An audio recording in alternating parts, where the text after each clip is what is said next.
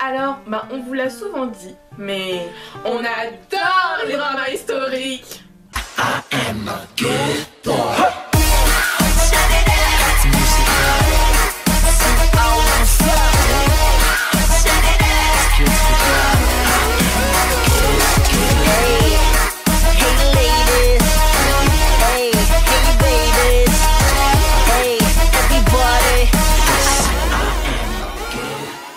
Donc un drama historique c'est quoi? C'est un drama qui a été tourné aujourd'hui mais qui raconte une histoire qui se déroule dans le passé. Le premier qui m'a donné le virus c'est The Moon That Embraces the Sun. Et pour ma soeur c'est...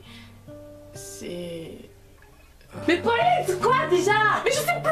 Oh putain! Ce qu'on aime c'est notamment l'époque qui nous fait voyager dans le temps. Donc les dramas historiques vont souvent de l'époque Goguryeo aux années 70 et on en apprend donc beaucoup sur l'histoire coréenne et la société coréenne. Par exemple, on comprend mieux le ressentiment de certains Coréens envers les Japonais après avoir vu Gakchital. On en apprend beaucoup sur le système des Giseng, des esclaves, des nobles, enfin la place de chacun au sein de la société coréenne. Et même si la plupart des dramas historiques se déroulent dans la noblesse ou dans la royauté, il y a aussi des dramas comme Maids où on apprend plus sur le système des esclaves, des servantes, etc.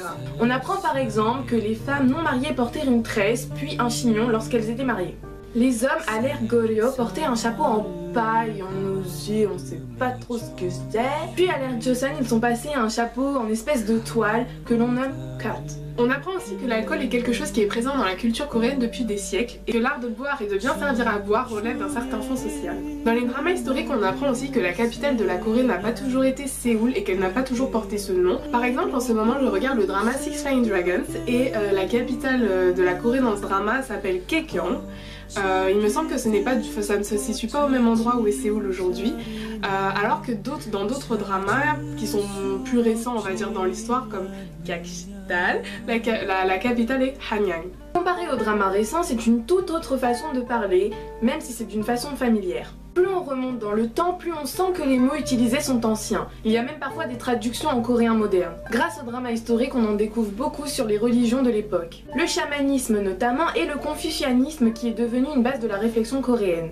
Les lieux où ont été tournés les dramas historiques sont souvent les mêmes parce qu'on devine qu'il n'y a plus beaucoup de vieux villages traditionnels. N'empêche qu'on en apprend beaucoup sur la manière de vivre des Coréens à l'époque, peu importe la classe sociale, comment ils mangeaient, comment ils dormaient, comment ils se déplaçaient. Comment parler des dramas historiques sans parler de la musique? D'abord il y a la musique traditionnelle qu'on entend dans le drama en lui-même et perso je me demande des fois comment ils faisaient pour s'enjailler sur ça.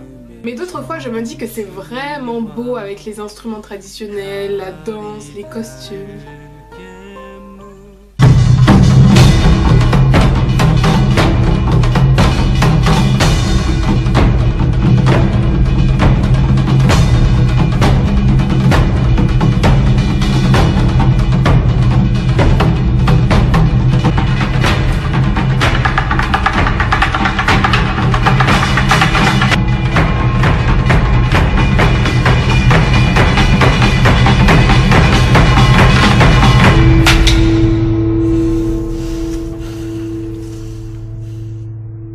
Et surtout les OST, on ne le dira jamais assez, mais les OST font vraiment tout dans un drama historique. On a surtout été marqué par la chanson Thorn de Formel dans Empreski.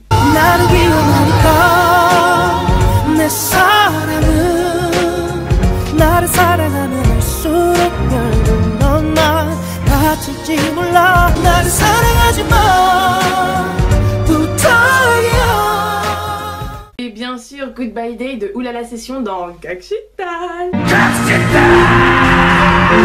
On en apprend beaucoup sur les croyances de l'époque, notamment les Gumyo, connus sous le nom de Kitsune en japonais ou Hulijing en chinois. Gumyo qui sont devenus une vraie passion pour nous depuis qu'on a vu Gu Family Book. On a l'impression qu'ils utilisent d'autres techniques pour filmer. Les scènes d'action sont très différentes des dramas d'aujourd'hui puisqu'il s'agit de combats à l'épée avec des sauts et des acrobaties très différentes.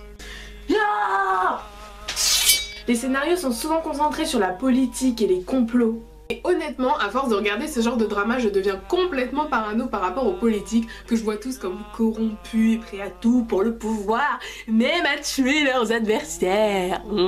Voilà, on espère qu'on aura réussi à vous faire partager notre passion des dramas historiques.